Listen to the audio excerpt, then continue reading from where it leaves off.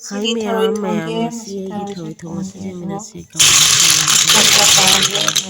thoi thong ngasi ma'am adi ma'am aigi kuthong aduga janaba alu disiga legume kuthong hoite se alu ani khakseya thongdoni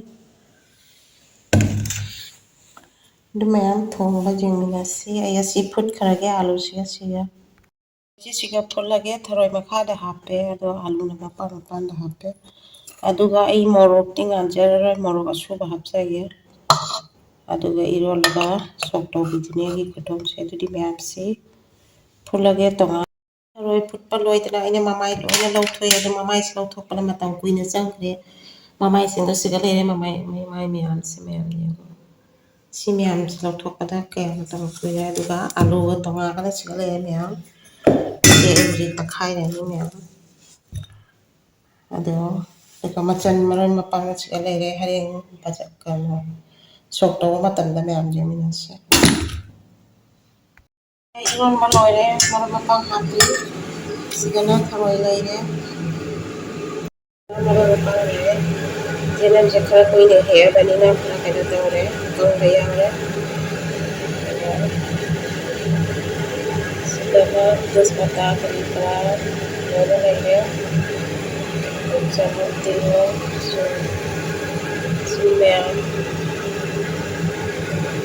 di dalam sana hamba jadi di kantor sana.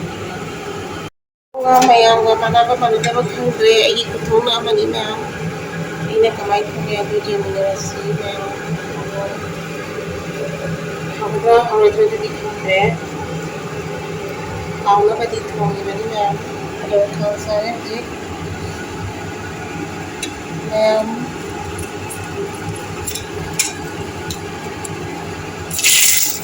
Ini morok saya kena tahu ni. Ada orang lagi ni ya. Tahu kan? Pakai. Oh,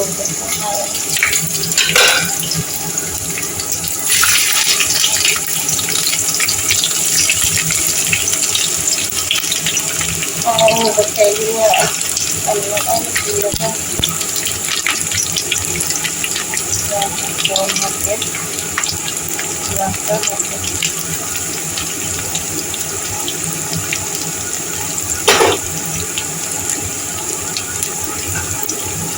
Yang jalan.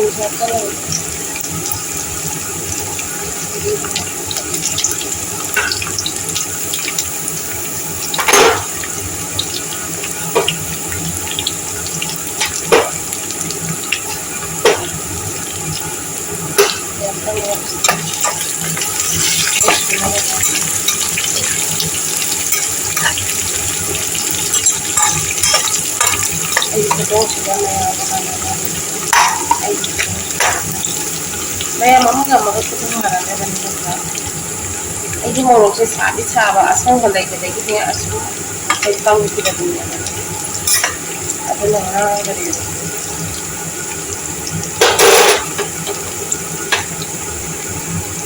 Morok cakap dia suka tanya apa apa. Suka nanya kalian yang ada ini.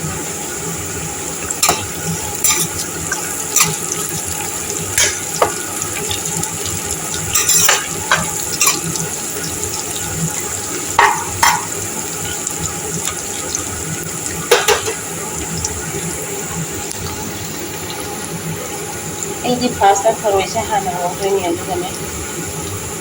Suka sampai ni habis. Makan ya, mau ini.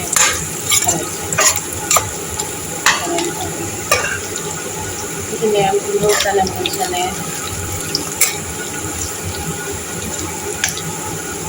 Kalau pasang dulu, setelah habis.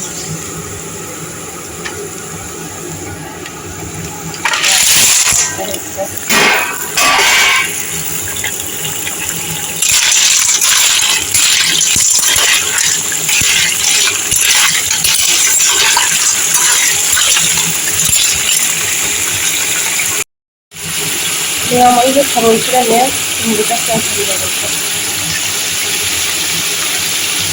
Hindi ang mukhang susunod ay yung sakto na susunod. Ay, sakto.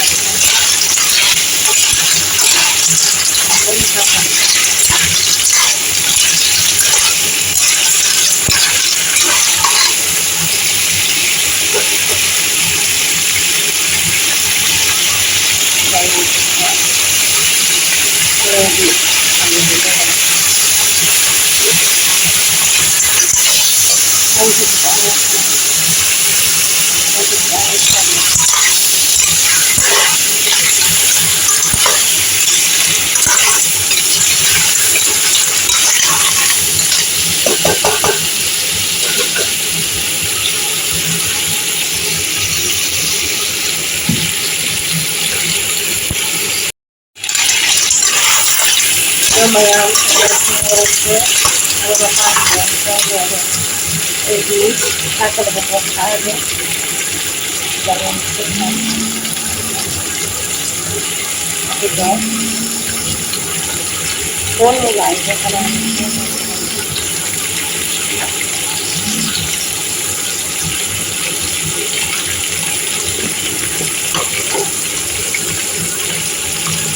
juga ini yang murah ini yang pakai masker dengan mau sudah sana bisa dia tapi kalau yang apa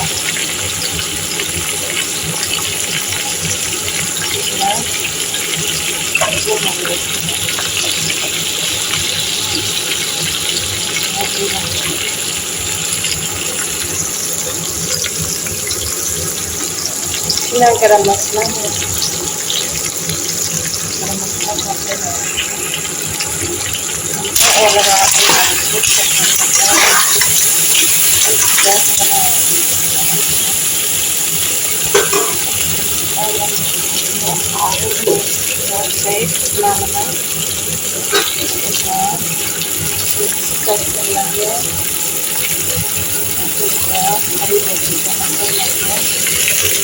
oh my god, buong yang sisiray mo. Sila na. Ito sa kwan mo.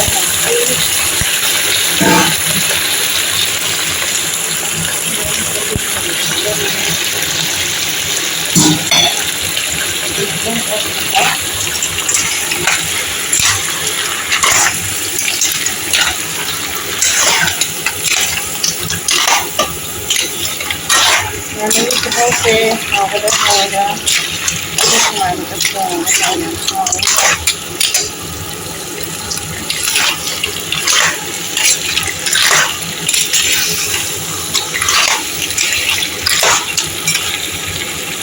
Sino kaya ito sa mga kalisira ito mo?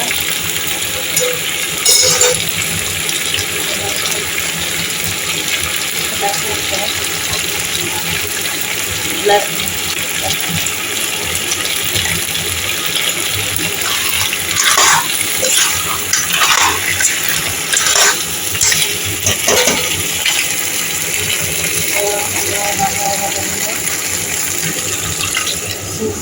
Lagi ko. Select ako. Ayan, hawdi ako na hawdi ko.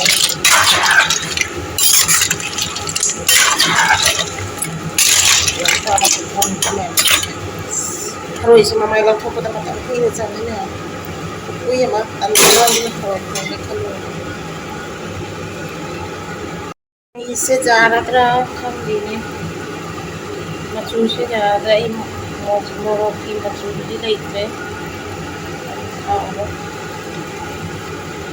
Moroshi जब सारा super अंदर लेते अदो असाइडी थूसे सिखार जक्सान इसुदे रोगी मंदर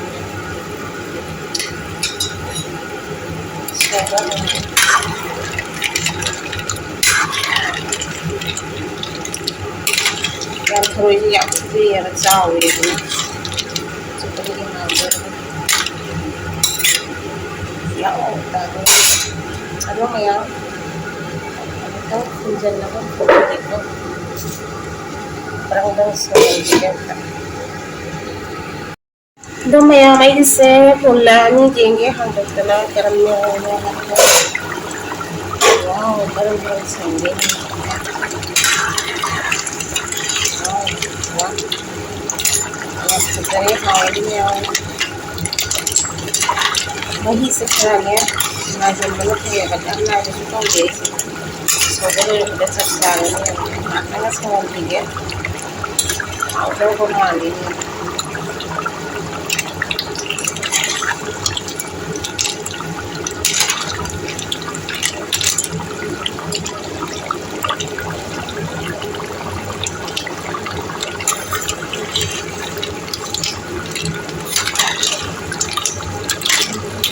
ngatakan soalnya sekarang ada lagi sejarah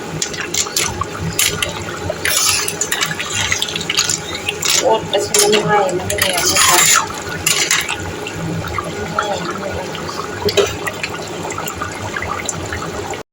Tumayaw ka na sore hujik thangdarani nahi se puchale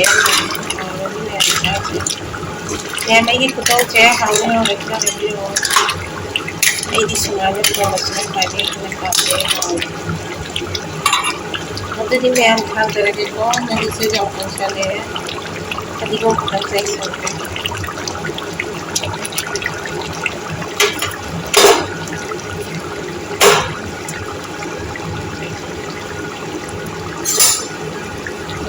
ai di sore thangdar loire ya